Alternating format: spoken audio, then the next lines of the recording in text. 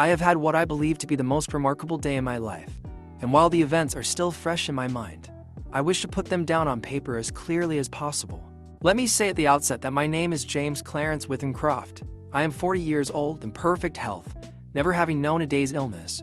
By profession, I am an artist, not a very successful one, but I earn enough money by my black and white work to satisfy my necessary wants. My only near relative, a sister, died 5 years ago, so that I am independent. I breakfasted this morning at 9, and after glancing through the morning paper, I lighted my pipe and proceeded to let my mind wander in the hope that I might chance upon some subject for my pencil.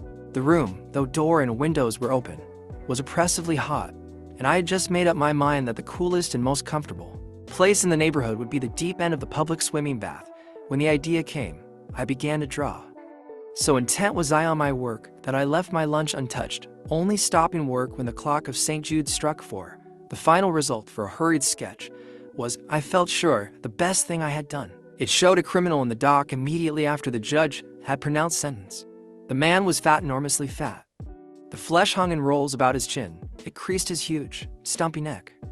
He was clean-shaven, perhaps I should say a few days before he must have been clean-shaven, and almost bald. He stood in the dock, his short, clumsy fingers clasping the rail, looking straight in front of him. The feeling that his expression conveyed was not so much one of horror as of utter, absolute collapse. There seemed nothing in the man strong enough to sustain that mountain of flesh. I rolled up the sketch, and without quite knowing why, placed it in my pocket. Then, with the rare sense of happiness which the knowledge of a good thing well done gives, I left the house. I believe that I set out with the idea of calling upon Trenton, for I remember walking along Lytton Street and turning to the right along Gilchrist Road at the bottom of the hill where the men were at work on the new tram lines. From there onwards, I have only the vaguest recollection of where I went. The one thing of which I was fully conscious was the awful heat that came up from the dusty asphalt pavement as an almost palpable wave. I longed for the thunder promised by the great banks of copper-colored cloud that hung low over the western sky. I must have walked 5 or 6 miles when a small boy roused me from my reverie by asking the time. It was 20 minutes to 7. When he left me, I began to take stock of my bearings. I found myself standing before a gate that led into a yard bordered by a strip of thirsty earth, where there were flowers, purple stock and scarlet geranium. Above the entrance was a board with the inscription Chas. Atkinson, monumental mason worker, in English and Italian marbles. From the yard itself came a cheery whistle, the noise of hammer blows, and the cold sound of steel meeting stone. A sudden impulse made me enter. A man was sitting with his back towards me, busy at work on a slab of curiously veined marble. He turned round as he heard my steps, and I stopped short. It was the man I had been drawing, whose portrait lay in my pocket. He sat there, huge and elephantine, the sweat pouring from his scalp, which he wiped with a red silk handkerchief. But though the face was the same, the expression was absolutely different. He greeted me smiling, as if we were old friends, and shook my hand. I apologized for my intrusion. Everything is hot and glary outside, I said. This seems an oasis in the wilderness. I don't know about the oasis, he replied, but it certainly is hot as hell. Take a seat, sir. He pointed to the end of the gravestone on which he was at work, and I sat down. That's a beautiful piece of stone you've got hold of, I said. He shook his head. In a way it is, he answered. The surface here is as fine as anything you could wish, but there's a big flaw at the back, though I don't expect you'd ever notice it. I could never make really a good job of a bit of marble like that. It would be all right in the summer like this. It wouldn't mind the blasted heat, but wait till the winter comes. There's nothing quite like frost to find out the weak points in stone. Then what's it for? I asked. The man burst out laughing. You'd hardly believe me if I was to tell you it's for an exhibition, but it's the truth. Artists have exhibitions, so do grocers and butchers. We have them too. All the latest little things and headstones. You know, he went on to talk of marbles, which sort best withstood wind and rain, and which were easiest to work. Then of his garden, and a new sort of carnation he had bought. At the end of every other minute he would drop his tools, wipe his shining head, and curse the heat. I said little, for I felt uneasy. There was something unnatural, uncanny, in meeting this man. I tried at first to persuade myself that I had seen him before, that his face, unknown to me, had found a place in some out-of-the-way corner of my memory, but I knew that I was practicing little more than a plausible piece of self-deception. Mr. Atkinson finished his work, spat on the ground, and got up with a sigh of relief. There. What do you think of that? He said, with an air of evident pride.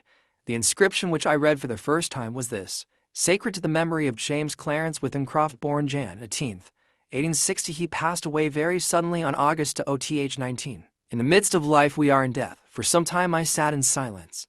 Then a cold shudder ran down my spine. I asked him where he had seen the name. "Oh, I didn't see it anywhere," replied Mr. Atkinson. "I wanted some name, and I put down the first that came into my head." "Why do you want to know?" "It's a strange coincidence, but it happens to be mine." He gave a long, low whistle. "And the dates? I can only answer for one of them, and that's correct." "It's a Rumgo," he said. But he knew less than I did. I told him of my morning's work. I took the sketch from my pocket and showed it to him. As he looked, the expression of his face altered until it became more and more like that of the man I had drawn. "And it was only the day before yesterday," he said, "that I told Maria there were no such things as ghosts." Neither of us had seen a ghost, but I knew what he meant. "You probably heard my name," I said, "and you must have seen me somewhere and have forgotten it. Were you at Clacton-on-Sea last July?" I had never been to Clacton in my life. We were silent for some time. We were both looking at the same thing, the two dates on the gravestone, and one was right. "Come inside and have some supper," said Mr. Atkinson. His wife is a cheerful little woman, with the flaky red cheeks of the country bred. Her husband introduced me as a friend of his who was an artist. The result was unfortunate, for after the sardines and watercress had been removed, she brought out a door Bible, and I had to sit and express my admiration for nearly half an hour. I went outside and found Atkinson sitting on the gravestone smoking. We resumed the conversation at the point we had left off. "You must excuse my asking," I said, "but do you know of anything you've done for which you could be put on trial?" He shook his head. "I'm not a bankrupt. The business is prosperous enough. 3 years ago I gave turkeys to some of the guardians at Christmas, but that's all I can think of. And they were small ones, too," he added as an afterthought. He got up, fetched a can from the porch, and began to water the flowers. "Twice a day regular in the hot weather," he said, "and then the heat sometimes gets the better of the delicate ones.